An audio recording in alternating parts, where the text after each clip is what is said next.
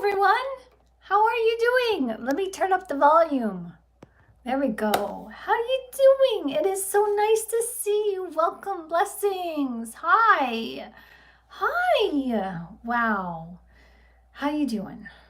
My name is Shannon Gilmore, and it is a pleasure to see you. Hello, welcome.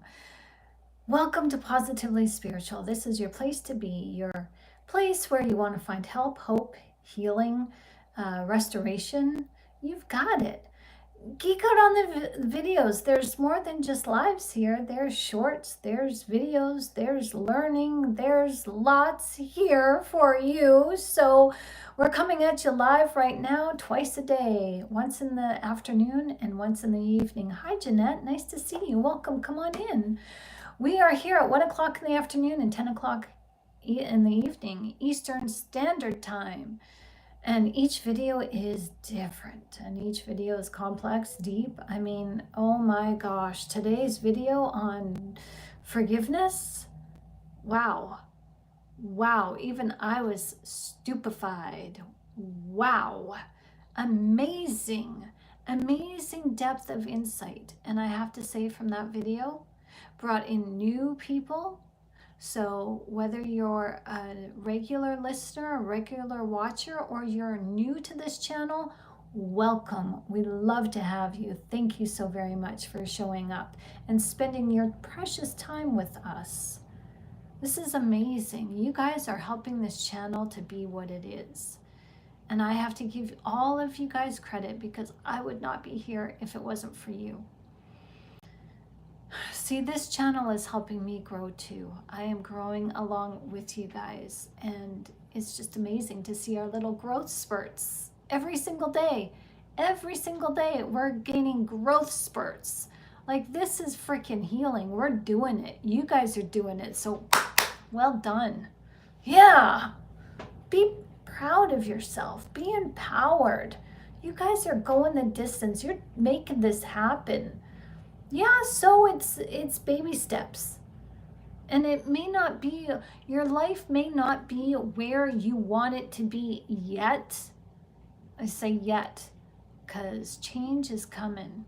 Change is already here. It's just a slow progress. You know, because we're kind of dipping our toes in, you know, both sides. We've got our toe in the side of the world, like the earthly plane. And then we've got our spiritual toe dipped into the spiritual plane. So it's like we got the best of both worlds. And so we get to, you know, dabble in things of this world, and we get to dabble in the things of the spirit. And the things of the spirit are our thoughts and our feelings, and the things of this world are what come back to us through the expression of our hearts and our minds, those thoughts.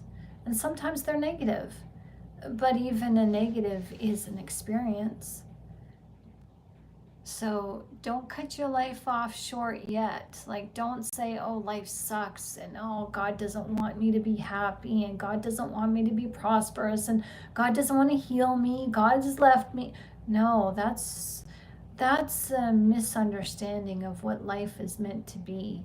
Life happens for you, not to you. And so today in this video, I want to talk about two very powerful concepts of life: dominion and domination. And I want to discuss how they play out in narcissistic relationships.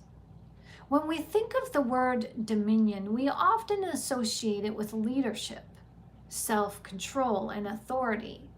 Being in charge of one's life and actions, that's what we're looking for. Autonomy is another word for it. We have dominion over ourselves, and Jesus tells us that we have dominion, or God tells us that we have dominion over the animals. We have dominion over this world, because Jesus himself says that everything in this world is ours. God says that we have dominion over snakes and scorpions. That's what authority is. But those snakes and scorpions, aka the narcissist, tries to convince us that they have dominion over us instead. Why? Because of course they're going to switch the tables on us. Of course they are. because they don't want to be dominated. They don't want to be, used for whatever it is that we need them for. So, back in the beginning of the Bible, we're shown how the narcissist, or the spiritual being that defiled Adam and Eve and caused them to defy the rule of God. These three people were cast down to earth, and God says that I will put enmity between your seed and hers, meaning the enemy has children, spiritual children. And the enemy's wings were literally clipped. God said, you're going to crawl on your belly. You're going to eat dust for the rest of your life. What does that mean? Well, that's a metaphor, because mankind is made from the dust of the earth. So the enemy is going to be below us. When someone leaves a smoke trail from riding a motorbike, or spinning the wheels in a motor, like a muscle car, and they're yelling out the window, eat my dust, suckers, yeah, well, that's kind of what we are to the narcissist. They get left behind. It's eat our dust, but we don't call them suckers. No, let's be nice. Well, sorry, let's use a different word, because some people on this channel don't like me saying that nice is a bad word to some people, which is fine. But hi, Michael, nice to see you. How you doing? We got to be kind, because the narcissist is teaching us some valuable lessons about ourselves. So I like to exercise a healthy dose of respect, because we give respect to the narcissist because it's God that allows the narcissist into our life to teach us a lesson. So God knows best, and God decided to use the narcissist to discipline us. So this is my view, if I'm going to badmouth the narcissist, then I'm basically saying, God, what you did isn't good enough. What you did was just kind of, it may not make sense to us, but it's perfect. God has his perfect plan. And now that we're further along in our healing, I personally can see the light. I personally can appreciate the pain, so that I can appreciate the good. Appreciate. I had a grade 11 English teacher who never said appreciate. He was English, so he's like appreciate. I can't even say it properly, but it was different. I don't know why it is just. So anyways, I digress. So when we think of the word dominion, we often associate it with leadership, self-control, and authority. Hi, Cynthia. Nice to see you. Welcome. We associate dominion as being in charge of one's life and our actions. But narcissists take this notion of dominion and twist it, just like they take our empathy and weaponize it. Well, narcissists weaponize this concept of dominion also. They turn it into a form of toxic domination. They form a toxic, they use it against us. They basically use, I can't talk tonight. They basically use our authority against us. In these toxic relationships that we have with the narcissist, dominion becomes less about the personal empowerment that we have and more about absolute control over another person. So we're going to jump back and forth between this. We're going to figure this out. What's dominion and domination? They're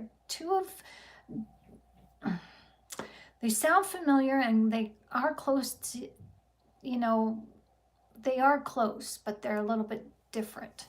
So in this video, we're going to explore how narcissists use both dominion and domination to manipulate, to control, and to shape our thoughts, our actions, our feelings, and our belief.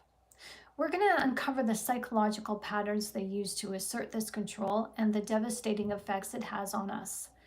By understanding these dynamics, I'm hoping that we can start to break free from their grip and reclaim your own dominion, our own dominion over our lives. It's about personal power, personal autonomy.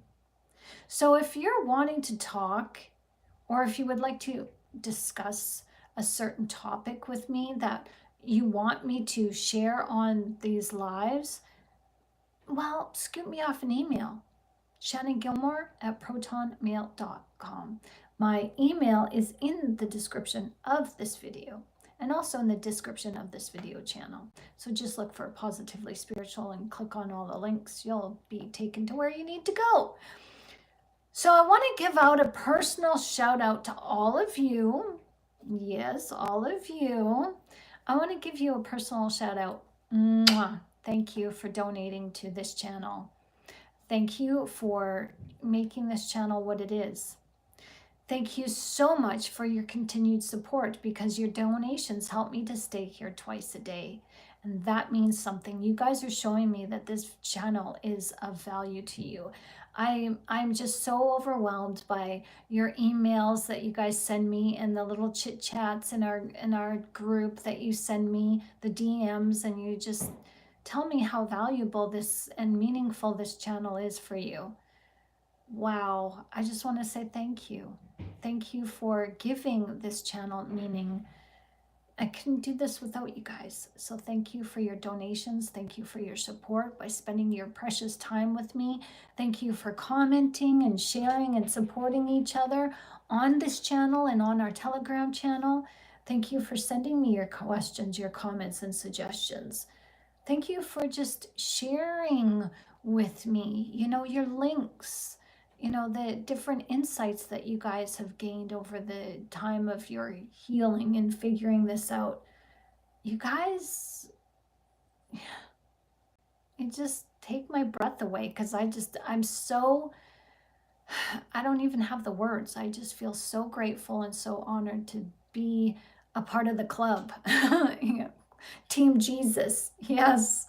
So thank you. So, some of you guys wish to remain anonymous with your donations, so I will honor that. But I just wanted to say thank you.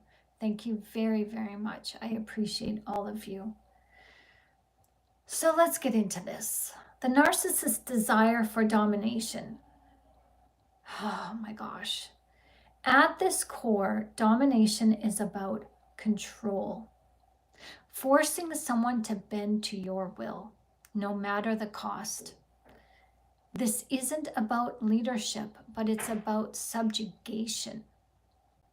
Narcissists are masters at domination. They crave power over others to validate their own sense of superiority. But rather than seeking mutual respect or healthy authority, they look to oppress others emotionally, mentally, and even physically. Oh, and what just came to me is through that word oppression.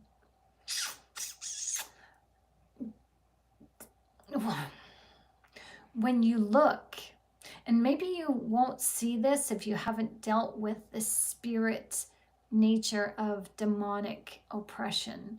So maybe you won't see this, but if you have ever dealt with the spirit demonics of oppression, you will see exactly the familiar spirit here. You will see that the narcissist is the familiar spirit. They're just the dominion. They're the dominating force. They're the dominator in flesh. They are just doing what comes naturally, and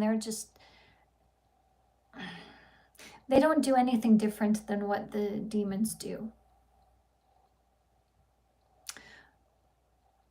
So they oppress us emotionally. That's what demons do. Demons do oppress us mentally. Oh, I've been there, done that. I've been suppressed physically and oppressed mentally to the point where the demon that was attacking me took away the Lord's Prayer in my mind and made me forget it. Even though I had knowledge that I knew this prayer like the back of my hand, I couldn't recite it. And I remember being so frustrated. And that's what the narcissist and the demons, the spiritual demonics, the spiritual entities, that's what they feed on. They feed on our fear and frustration. So, yeah, this is a psychological warfare, but it's spiritual warfare first. Because, I mean, psychology is spirit. I mean, psychology deals with the mind. And the mind is spirit. Okay, so rather than seeking mutual respect or healthy authority, the narcissists look to oppress others emotionally, mentally, and even physically. In narcissistic relationships, this is how domination plays out. Emotional manipulation. Narcissists will often use your emotions against you, playing on your fears, insecurities, and desires. They might use guilt, they'll use shame, they'll use fear to manipulate your behaviors, ensuring they have control over your actions. Ego-driven, that's exactly it, Michael. Ego-driven, yes. The narcissist will also use gaslighting. One of the most insidious forms of domination is gaslighting, where they make you doubt your own reality. They twist the truth to make you question your perceptions, your memories, and sometimes even your very sense of self. Then there's the triangulation. Oh, frick, this is just obnoxious and insidious. Narcissists often introduce a third party. Someone that they can manipulate to create division or competition between you and the third party. This keeps you off balance and constantly seeking the narcissist's approval. You're never able to trust your own judgment. The narcissist uses these methods to dominate every aspect of your life, turning your world into one where nothing is your own.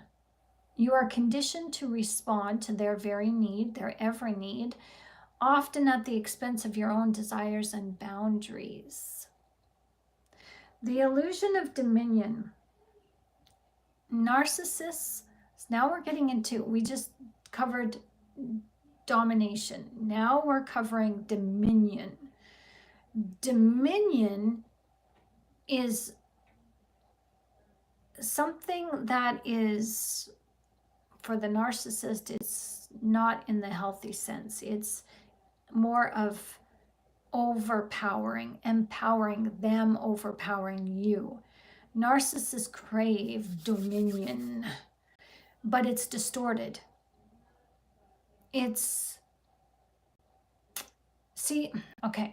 The real meaning of dominion is about self-mastery, having authority over one's life, your thoughts, your actions. It's about claiming control over your space, your choices, and your destiny. Healthy dominion doesn't subjugate others, but encourages the flourishing of both self and community. Exactly. Everything to win. That's right. It's like they have nothing to lose. So they have no scruples because they got nothing to lose. Narcissists, on the other hand, when they twist the meaning of dominion to serve themselves, they twist it into something entirely different. For them, it's not about self-leadership or personal growth. It's about making others serve their self-centered interests. They try to dominate their surroundings, but they do so by forcing others into submission. making other people just a mere extension of their egos. They demand loyalty. They control your actions and make you feel like you owe them something at all times. This distorted version of dominion is toxic. It's not about leadership. It's about owning and controlling. Okay, so if you can remember those two things, that when you're in a narcissistic relationship, it's about them owning you to control you. It's kind of like that RC car. Yep. When you give them, the license over your emotions, it's like they got that controller and they're, manipulating your emotions to go in the direction that they want you to go in. So just be careful. Understand that the narcissist wants to own you to control you. That's what dominion for them means. You, as their victim, are reduced to being a tool that feeds into the narcissist's insatiable desire for admiration and validation. See, we talked about forgiveness this afternoon, about hanging on to our feelings because we feel like we need to be validated in some way. Well, the narcissist, they also need to be validated, but they're not seeking healing. They're seeking to punish others to prove that their feelings are valid. I hear codependency is not good in anger management. Yeah, well, I think when you look at, like I've said this before, and this is my opinion, and so you can take this or leave it, whatever works for you. But in my opinion, all relationships that we have with one another are codependent. Codependent is not a bad thing. It's the unhealthy attachment. We have attachment, fears of attachment, or unhealthy attachment. We have unhealthy attachment cycles to others. And I think that's our problem more than codependency, because when you look at 1 Corinthians chapter 13, verses 4 through 8, the unconditional love that Jesus is, that we are supposed to emulate, well, this is about codependence. Love is patient, love is kind, it is not rude, it keeps no record of wrongs. And this unconditional love is dependent on somebody doing something wrong against somebody else. That's what makes it unconditional. So focusing too much on the partner and losing focus on yourself. That's right. Yeah. So emulating the unconditional love for yourself, Jesus says the second commandment is love your neighbor as yourself. Well, loving yourself unconditionally allows you to love others unconditionally. And if you love others and yourself unconditionally, you're loving God perfectly. So this is important and so beneficial, so very beneficial.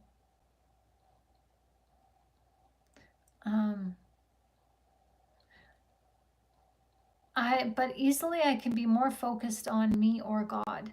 She's not interesting. Okay. You guys are talking amongst yourselves. Okay. I'm just a fly on the wall. Don't know what. Okay.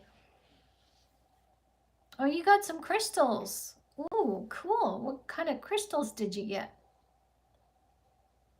Okay, so over time, you begin to internalize their control. And this is where it becomes truly dangerous, because the narcissist doesn't just want to control your actions. They want to control your mind. And they do for a time. They want to have control over your feelings. And then if they can have control over the desires of your heart through changing your mindset, then they change the desires of your heart from desiring God to making the narcissist the end all be all. You center your life around the narcissist. And once they have that, they become an omnipresent force in your life. Yeah, where you begin to worship them. You begin to think, oh, I got to get home because, I can't, I got to be home because I got to make dinner before he gets home or else he's going to be upset. I got to be home because I got to make sure the house is clean because if his laundry isn't done and pressed before he gets home, he's going to be mad. People tiptoe around their husbands and wives. Yeah. So here's how this happens. The narcissist enforces self-doubt. As a result of gaslighting and manipulation, you start to question your own judgment. What you once knew to be true, you now doubt. Am I the crazy one? You wonder, is it me? Did I do this? No, it's not them. It's me. It's all me. I'm to blame. And the narcissist's lies become so consistent that you start to believe their version of reality. It is factual that if you tell a lie over and over, if that's told to you over and over and over and over and over and over, eventually you will believe it. It will start becoming a truth. So it's the same thing with ourselves. We tell ourselves lies all the time. I'm not worthy. I'm not smart. Nobody's going to love me. I'm unapproachable. I have no friends. I'm not friend material. I'm not boyfriend or girlfriend material. These lies we tell ourselves because we told them often enough that we finally started to believe them. So you got to unstuck yourself and undo the lies that we've learned over the years. And how you do that is and it's going to be uncomfortable. It really is. Starting to tell yourself, look at yourself in the mirror and go, I'm worthy. I matter. That feels so uncomfortable. I can tell you that for certain. That it's like, I'm worthy. Like I look at myself in the mirror and I'm just like, I'm worthy. I didn't feel it. It felt foreign. It felt like I was lying to myself. It didn't feel real. It felt like I was gaslighting, but I just kept up with it. Just kept up with it. Just looked in the mirror. Kiddo, you're worthy. And I just do it really quick because I didn't want to allow my mind to get in there and say, no, you're lying. I just like, kiddo, you're worthy. And I just dodge out of the bathroom. I'd look at the mirror and I say, I love you. And I'd run out of the bathroom. Just make it quick and make it playful and fun so my mind could not dwell and say, no, you're wrong. And now I can look at myself and say, I love me. Yeah, no, I do. I love myself. And that's not in any, weird egotistical way. It's like, I love every aspect of myself that God is designing, that God has designed. We're predestined. He shaped our lives. He knew us before we were born. He knew what we were going to go through. He knows what we're still going to go through. And this is the best. You're at the right place at the right time in your life. You're exactly where you need to be. This has been planned. If you've darted and went over here instead of going over there, well, going over here eventually will bring you back to going over here. So, and don't think about having a time delay and saying, oh, I wasted time, because in the spirit, there's no concept of time. So it's okay.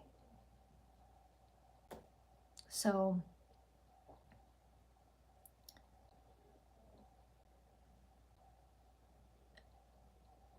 okay. I've been kind of abusive, but I believe my girlfriend has been also abusive. Oh. Don't go to the gulag. Us gamers know what that term means. Am I saying it right? Gulag or gulage? Huh. So you're a gamer.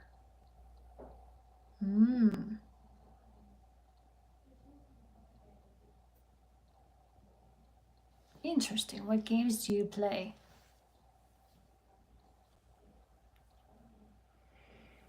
All right. So with the self-doubt, there's also cognitive distortions.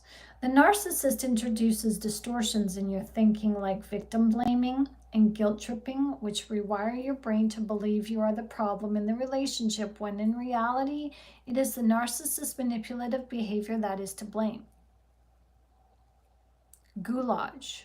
Okay, cool. I'll have to look that up.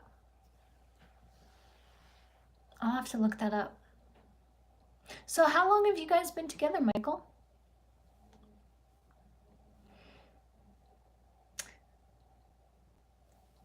There's also this people pleasing. When the narcissist starts taking dominion and domination over our lives, we then become the people pleaser to keep the peace. And over time, we end up losing touch with our own needs and our desires, putting them on the back burner and forgetting about it. Forget that we have any need. Forget that we have any wants or desires. 20 years. Wow. That's a long time. Wow. I wouldn't have thought it. You look so young. Yeah, you look young. Wow. So, are you guys staying together or are you guys thinking of separating? I'm sorry, I don't mean to pry. You don't have to answer that if you don't want to. So, when you start people pleasing, when you start wanting to please the narcissist, it's not out of a desire for goodwill. Like, it's not in any empathetic way. It's in a way to make sure you don't get the backlash or feel the fallout of the disappointment of the narcissist. And you seek their approval in order to avoid their disapproval. This leads to a state of anxiety, as you never know what will trigger the narcissist's wrath. Your actions become dictated by the narcissist's whims and their demands, and you live in a constant state of fear. Doing or saying the wrong thing is, for you, the most important focal point of your thought process. You're always weighing, do I say this? Do I not do this? Do I do this? If I say this, I'm going to disappoint. Your mind is on this, like, your thoughts are just focused on making sure you're perfect, because that's what the narcissist is after. They want to make you perfect in the way of you will accommodate their imperfection. So you won't say or do anything that falls out of alignment with what they want to do. Your unconditional love is used against you because they need your unconditional love to give them permission to do whatever they want to do. And they want you to become basically a puppet. You know, and it doesn't work, obviously, because God cannot be controlled. You have God in you. The light is in you, and you cannot be controlled. You can only submit willingly for a while before this gets old. Before you're like, what am I here for? What am I doing this for? They're not changing. They're staying the same. They're not getting better. They're not helping me out. So this is an imbalanced relationship. So why am I agreeing to this? Why am I agreeing and giving somebody permission to abuse me and hurt me? I mean, we don't see this until after we're out of the relationship. The domination doesn't just affect your behavior, it breaks you down psychologically, because over time you feel like you lose your sense of self. The narcissist chips away at your confidence, your self-worth, and overall well-being. And you've got to get that back, and that takes time. Victims or targets of narcissistic control often experience severe drops in our self-esteem. The constant barrage of criticism, gaslighting, and manipulation convinces us that we're not worthy of love and respect. We're not worthy of anything good. We deserve somebody's meanness and disrespect and heartless attitude towards us. And often you'll find when you're with the narcissist, you will have this loss of spiritual connection. Narcissists use our spiritual beliefs as another means of control. They might weaponize our faith or guilt us to keep us subjugated, making us feel spiritually inadequate or disconnected from God. This spiritual manipulation can lead to a sense of spiritual isolation, where you feel like, where is God? I don't feel him anymore. And because you don't feel him anymore, you assume that God has abandoned you, or God has turned his back on you, that God is found out of favor with you, and God has abandoned you. And he has gone against his word. As he says in his word, I will never leave you nor forsake you. But you feel like he's gone against his word. I've been there. And it's difficult. Hello, Apollo. How you doing? Good to see you. It's been a while. No, it hasn't been that long. But still, it seems like forever. It's good to see you. So there's this endless cycle. They create a cycle of validation, and then they withdraw. Backs to you guys. Backs to ya. This waffling, vacillation back and forth between validating, invalidating, validating, invalidating, validating, invalidating. Oh my gosh, make the merry-go-round stop.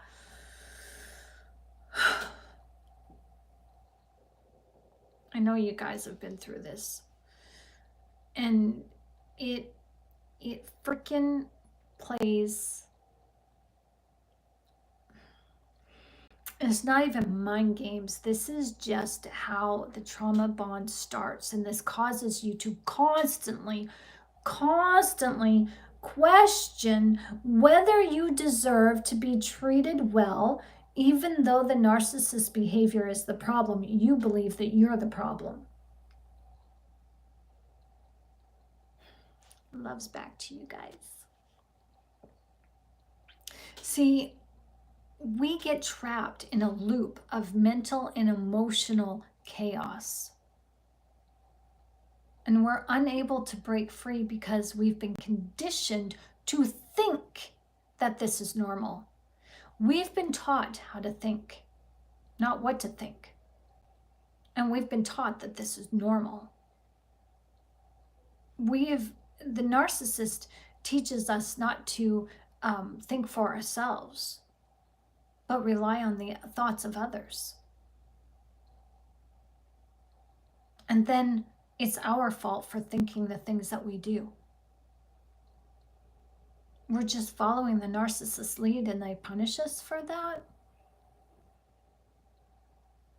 This is some sick and twisted brain freaking this isn't just a brainwashing. This is like the mind meld where, Spock does his little, three-fingered, three-pronged, whatever thing he does, or the wraith on Stargate Atlantis, where they stick their hand in your forehead, you know, to freaking harness your thoughts. You know, that's what this is. And it's like, isn't it Dr. Spock who can't feel emotions? Well, you know, that's pretty, I mean, the narcissist does a really good job at faking, and they have this, you know, fleeting sense of happiness and sadness. But I mean, if there would be anybody on this earth that would be able to pull off a Dr. Spock, that would be the narcissist, because you take away their emotions and that's what you would be left with, an empty shell. And wow. But so how do we break free from this dominion? The first step is to recognize the narcissist tactics, and you've done a really good job figuring that on your own already, and researching, and understanding the gameplay of the narcissist, what they do, how they operate, how they act. And once you understand the ways that they've manipulated you, you then can begin to reclaim your own power over your own life. It starts with self-awareness. Setting boundaries. Oh, we've talked about this before. This is like a broken record now, but that's okay. You know, sometimes we have to repeat things in order to just really understand it. So we're not saying anything that you guys don't know already, but you know what? It's good to understand this and really get this honed in on ourselves. Like, healthy boundaries are the most important thing. Michael says, my mom said she saw a hideous thing that was holding my girlfriend back. She said that she chased it away in her dream and it laughed. Hi, Paris. How you doing?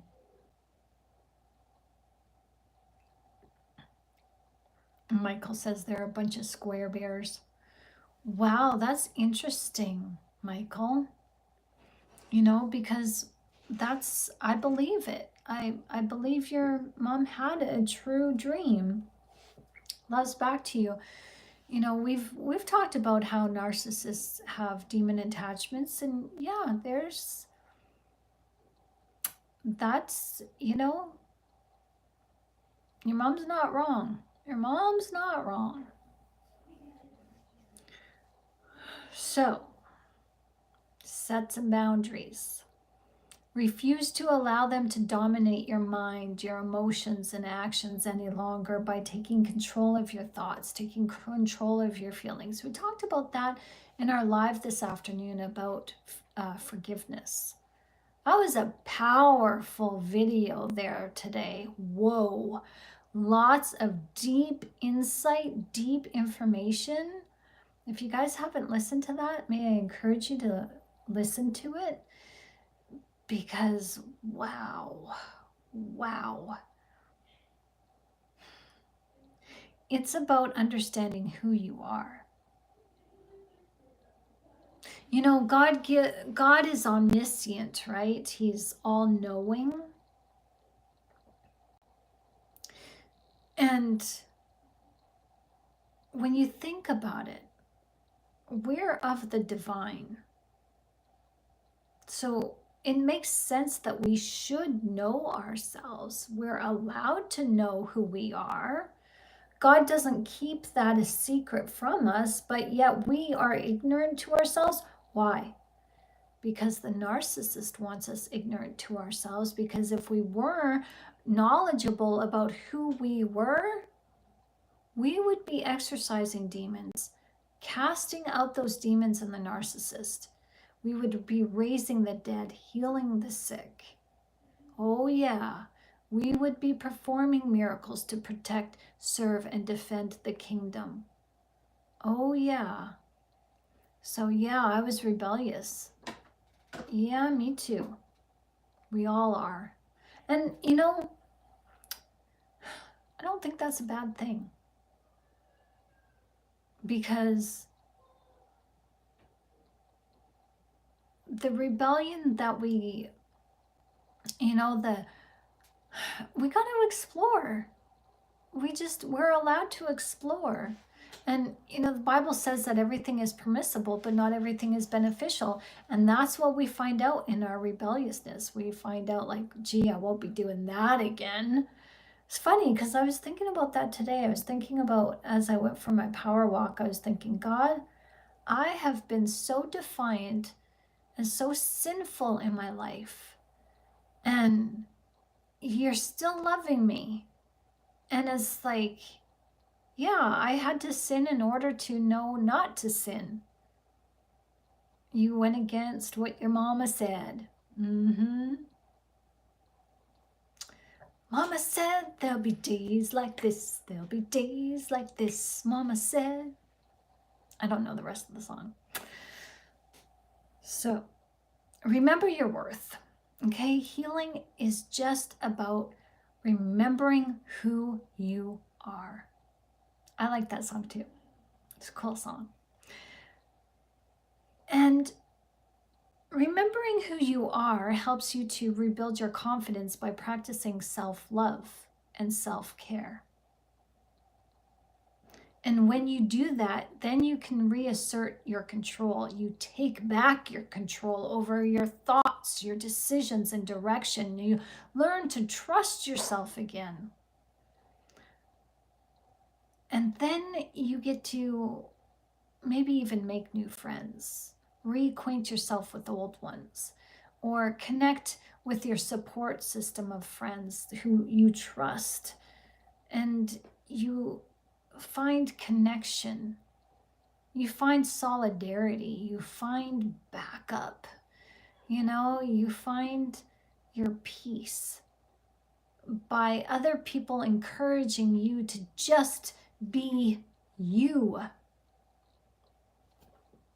So the difference, or the dynamic between dominion and domination in narcissistic relationships is one of psychological, spiritual warfare. Narcissists manipulate and dominate their victims, reshaping their thoughts, actions, and even your sense of self. They twist the concept of dominion into something toxic, making us, their victims, believe that we are powerless and undeserving of anything better. You deserve a good life. I'm going to tell you that right now. You deserve a good life. Hello, Andrea. Nice to see you. Hi.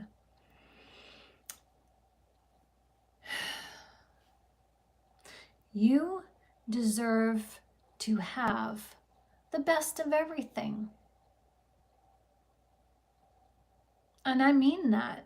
You can have the best of everything. You're deserving of it because you are God's daughter or God's son. And God is the best. He created the best. And God doesn't withhold anything from us. God is always saying yes to us. It's our responsibility to do something with what we are given. Do something that honors God, honors the kingdom on earth. So you don't have to prove anything, because who you are is worthy enough. You don't owe anybody an explanation of why you do what you do or think what you think. So just allow yourself to live, because the narcissist has taught us that we shouldn't allow ourselves to live because we're unworthy. Well, okay. In my 20s, when I was a young single mother, I got hired at what is called Palliser Furniture. That's where they made the furniture, the Palliser brand name. And I was, sewing the material together so that they could fit and fabricate the couches and the chairs, the ottomans, the stools, and all of that. So I was going through my training, And I was surrounded by women who were of Chinese descent. And these women were very nice, but they would talk in their own language. And I was the newbie, and I could just tell. I could just tell they were talking about me and laughing and making fun of me. And one day I stormed out of my sewing area, and I stormed out and I started crying. And I went into the bathroom and started crying. And the HR department guy who hired me, you know, he called me into his office, and I just said, I don't know if I'm cut out for this work. And he's like, asked me what's wrong. And I said, well, I feel like, you know, I'm being made, you know, made to be, I feel like I'm being picked on in some way. Like they're not doing it, they're not bullying me or anything, but it just feels like all eyes are on me, and it feels like they're just making fun of me in their own language. Like it just feels like I'm just, you know, not wanted. And I just feel like maybe I don't measure up to these people, because these women are very good at sewing, and I just don't feel, I feel like I don't measure up, and maybe they know that. And he looked at me dead in the eye and he said, you know what, Shannon? If I didn't think you were capable of doing this job, I wouldn't have hired you. And I'm sharing that with you because it's as simple as that.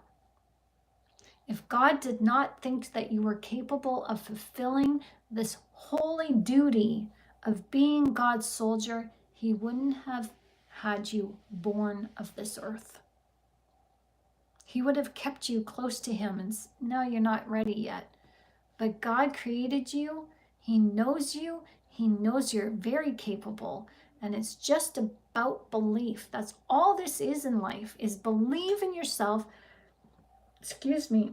Believe in the divinity. The narcissist forces us to put all our belief in them. But once you start believing, I can do this, not I think I can, I know I can. Once you start believing in yourself and believing in the good of this world and good in people and in the good in yourself, you will see life transform from bad to good before your very eyes. Aw, hi Nicholas, nice to see you. Hello, Elaine Dennis, yes. There we go. There's the dance, right? There's the dance. How you doing? It's nice to see you. Understanding the narcissist perspective, particularly their use of dominion and domination, can play a significant role in healing from your trauma. Here's why. Because you become empowered through knowledge. Knowledge is power, but it's only empowering when you put that knowledge to the test. You can't just, you know, okay, I heard you, and then go about your day and then ask God, well, why is my life falling apart? Because God has given you knowledge, whatever it is, through this channel, other channels, through other people, talking with them, maybe even reading his word. You know, God has given you insight, valuable insight, and he always gives us practical applications. So whatever you learn, pay attention on the outside of your life, because you're going to have to engage in that learning and stand in it, stand tall and confident in it, to say, I see what this is. I see the narcissist is gaslighting me. And what did I learn today? I learned how to stand up in assertiveness and empowerment against the gaslighting. I'm going to use this. So that's what this is. Life is just a series of lessons in order to help us gain strength and faith in who we truly are. The freaking gaslight of life is the illusion that we live through our egos. The illusion says we're not worthy. We don't measure up. We can't do this. Nobody's going to like us. I'm going to be abandoned. I'm going to be rejected. Oh my gosh, I fear this. I fear heights. I fear that. You know what? That's an illusion. When you understand who you are in divinity as God's child, you've got a bird's eye view to the whole entire world. Yeah, Apollo Star says, Narc Mom is telling me what to think, never asking my opinion. Absolutely. Yep. Narcissistic husbands and wives and kids do the same thing. And it's just controlling. And so what you can say is, you know what, Mom? That's good advice. Thanks. I'll take it under advisement. Doesn't mean you have to follow it. Doesn't mean you have to take it under advisement. It's just a way to shut her up and make her feel, I told my daughter, I told my son, I told my child, they're going to listen to me. And then if they say, well, remember I told you to apply for that job, did you? And you can say, no, actually, I found a better job to apply for. Doesn't mean, you did apply for or considered applying for her recommendation of that job or whatever it is. Or, did you buy that brand of mustard that I recommended? You should try that brand of mustard. That's the best mustard for you. Thank you, Mom. I'll take it under advisement. No, you should really try it. And next time they're over, did you try that brand of mustard I encouraged you to buy? Like, you should buy it. Yes, Mom, I tried it and I don't like it. Or, you know what, Mom, I decided to try a different brand. I'm living vicariously through my own decision-making prowess. Oh, well, I never. You insult your mother. No, I don't know if she would be like that, but, it's just, she'd probably say, well, you don't have to be a smart ass about it. Oh, really? I thought I was being quite intelligent. Thought I was just giving an intelligent answer, Mom, and never meant anything insulting by it. That's kind of a gray area there, but see, I don't have a mother that I can speak freely like this because I don't have a mother around me to, boss me. So, and if I did have a mother around, I probably would say something like that, get me into trouble. Well, I'm not speaking to you, my dear. You insulted me and you owe me an apology. Okay. Silence is golden. Silence speaks volumes. It'd be a long time before she got my apology. I'm being mean, aren't I? So she's 72 and thinks her opinion reigns. So ridiculous. And she thinks I'm not interested in talking if I don't agree. Oh. Frustrating.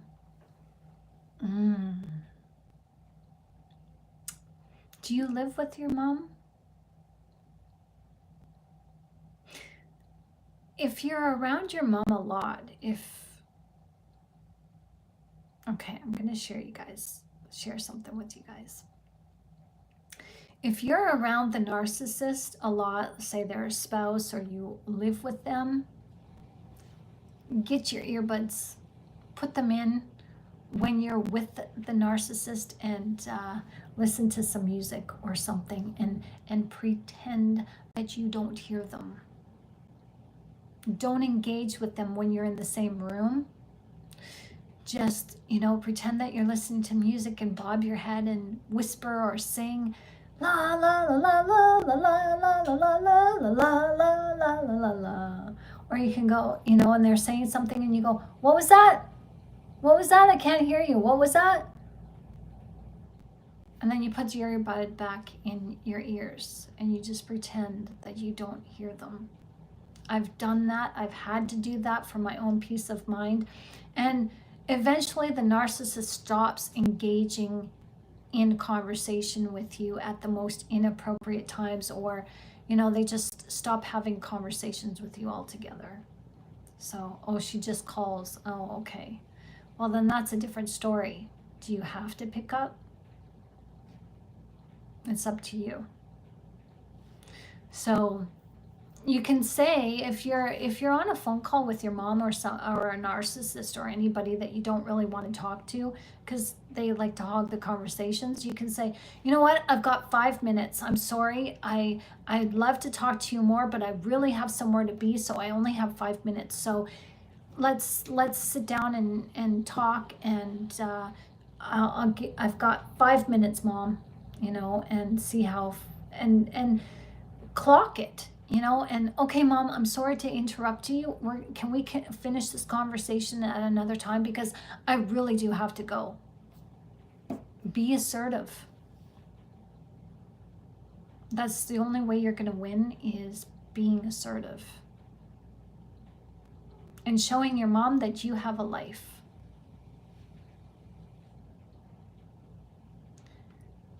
So number 2, okay, so number 1, empowerment through knowledge. Use the knowledge that you gain. Number 2, hold on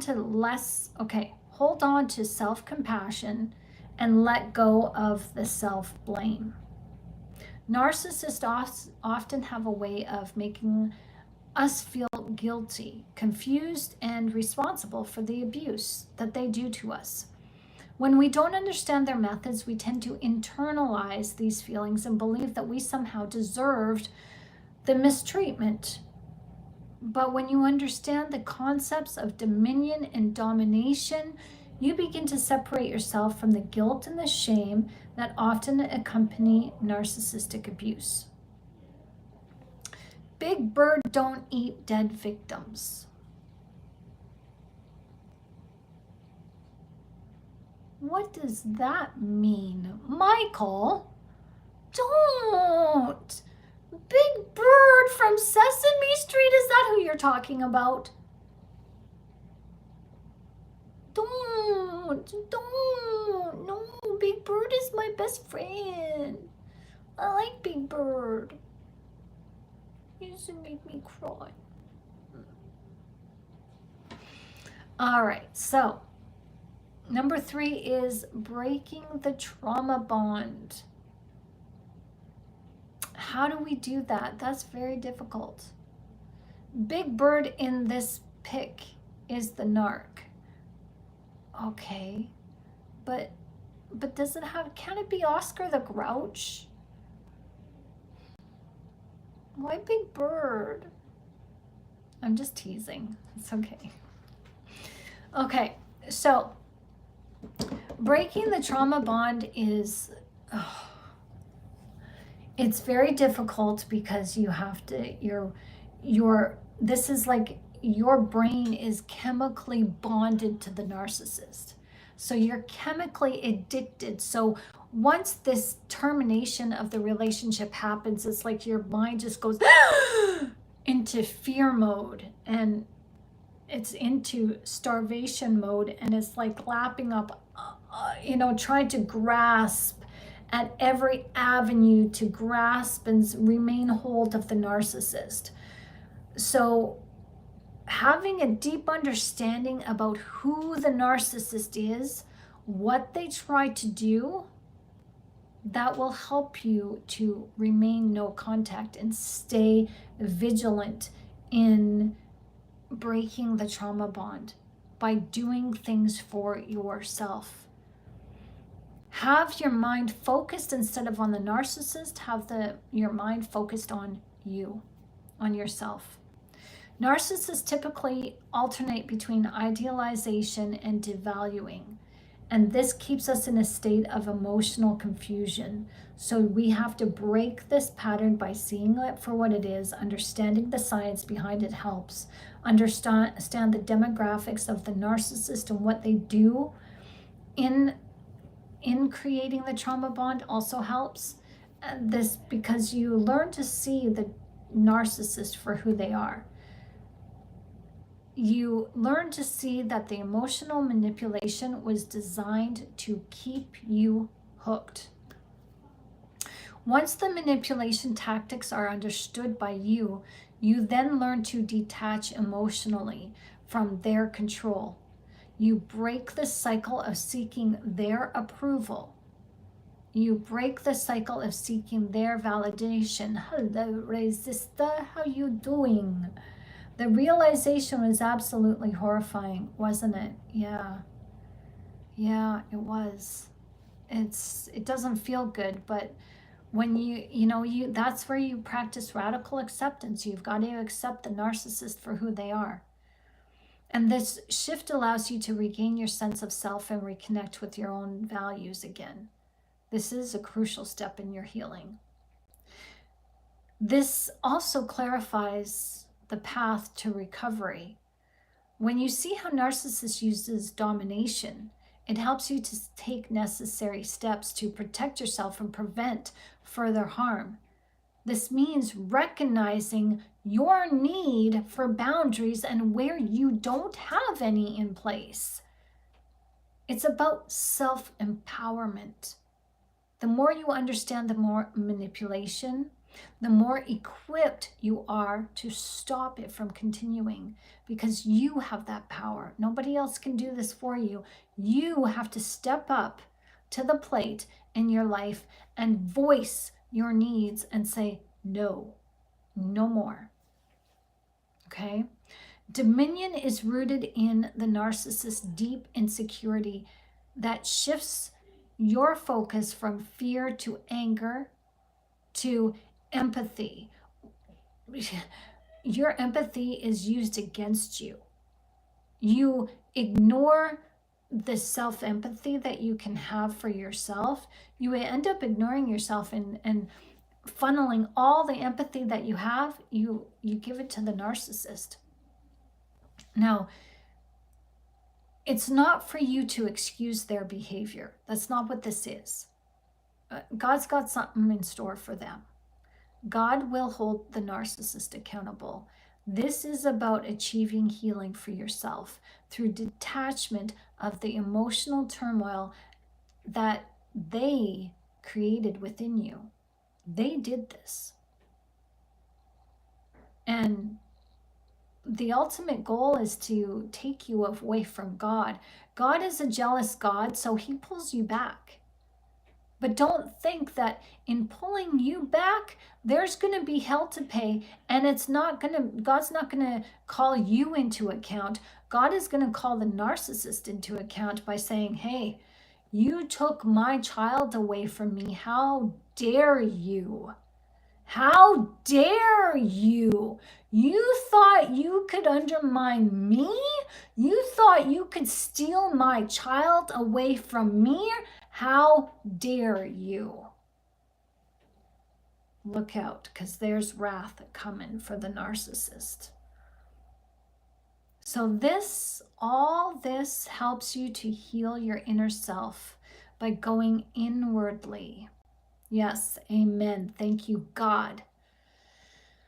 So when you go inwardly, that's where you find God. You find the light. And you allow God to heal your wounds. And how those wounds heal is knowledge. Knowledge, wisdom, discernment. We learn not to make the same mistakes again or repeatedly. We learn from our mistakes. We learn from this discipline. And we learn to fill this inner void that we have within ourselves with God, with the light, as we become one with the light, as we always have been one with the light. We just didn't know. This insight, this knowledge and wisdom that you gain allows you to forgive yourself, because you can't love yourself without self-forgiveness. And this is what we talked about this afternoon, that when you can just let it go, it's about healing and setting yourself free.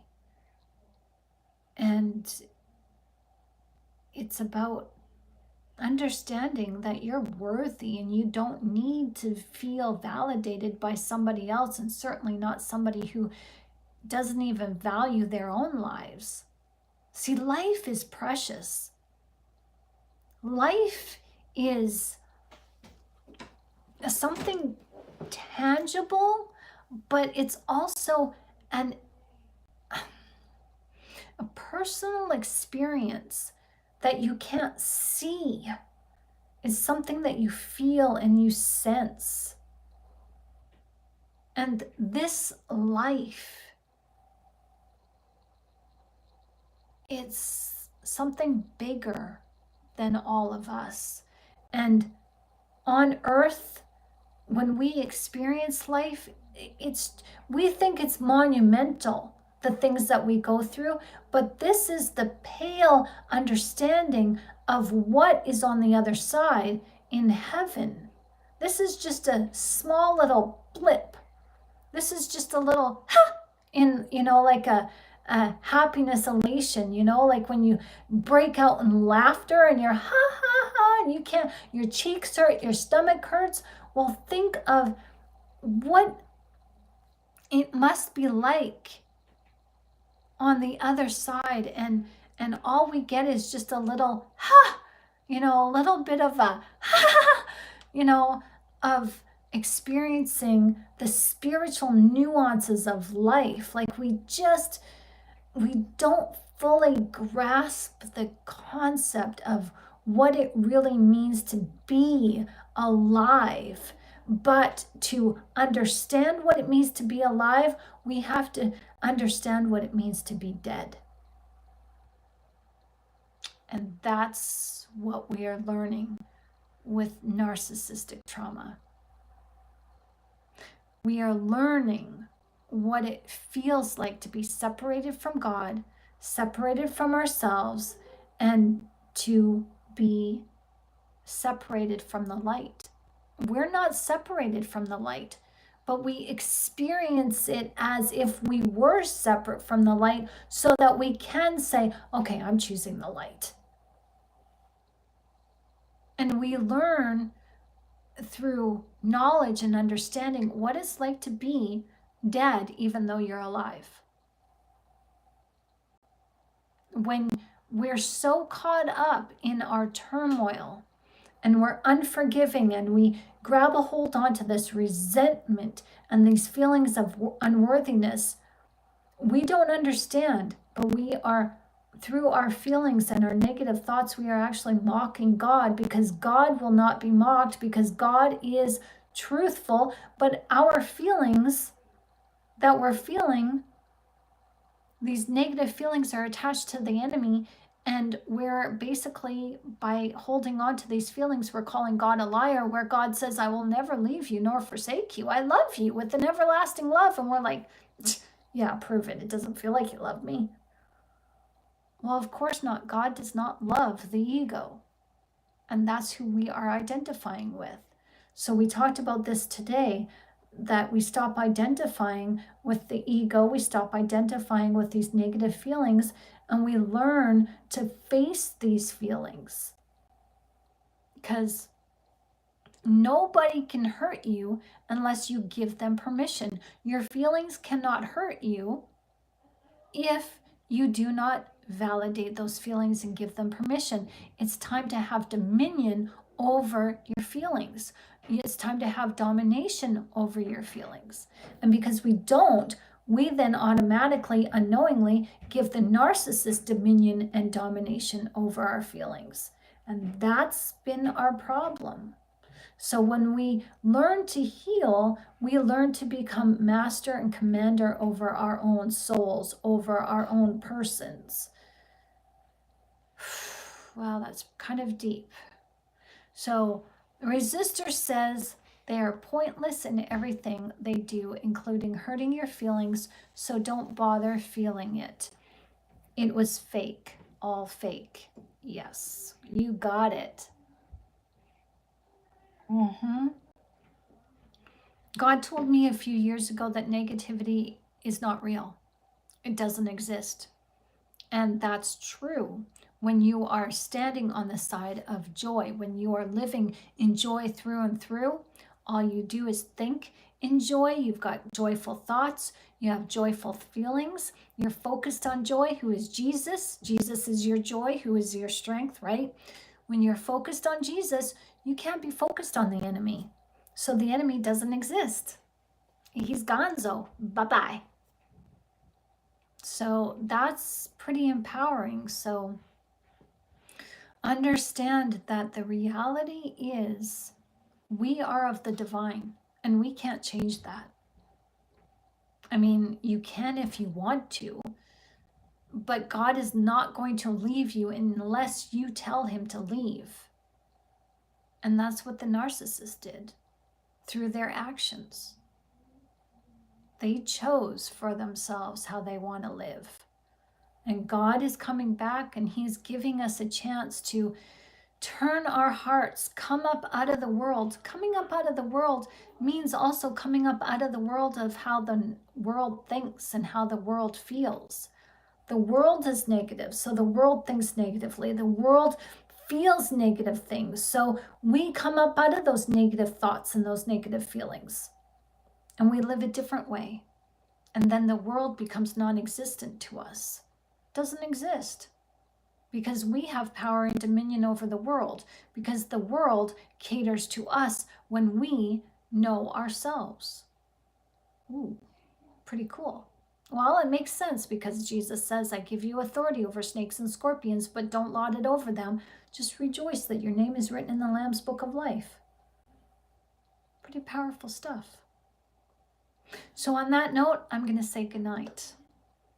It is 11:18. And I want you guys to go and enjoy the rest of your evening. It's a Friday night. Go do your thing. Go be empowered. Go be inspired. Have a good sleep. Say your prayers. May God minister to you in your sleep. And I hope to see you back here tomorrow at 1 o'clock in the afternoon. Thank you, everyone, for your support to this channel. Thank you for supporting yourself and one another in this chat. And yeah, I look forward to seeing you guys again soon. Good night, my family. I love you all. Mwah. You're so very welcome, everyone. Thank you for listening, and thank you for sharing and just being the light that you are. You guys are awesome. God bless you. Good night.